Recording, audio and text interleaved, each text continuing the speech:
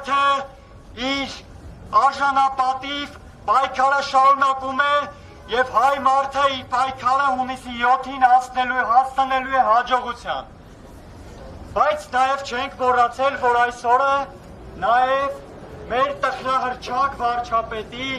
ծննդյան օրն է եւ այսօր չենք կարող այստեղ գալ դատարկ ձեռքով։ Մենք այսօր մեր հետ բերել ենք թուրքական ֆեզեր, որպեսզի փոխանցենք որպես նվեր ներկա կառավարիչներին։ Եվ ֆեզի խորհրդանիշը հետևյալն է, որպեսզի հունիսի 8-ից հետո նրանք կարողանան այդ գլխարկները պատվով կրել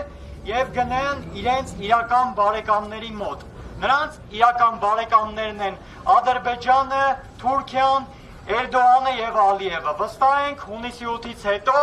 նրանց այնտեղ գրկաբաց սպասելու են։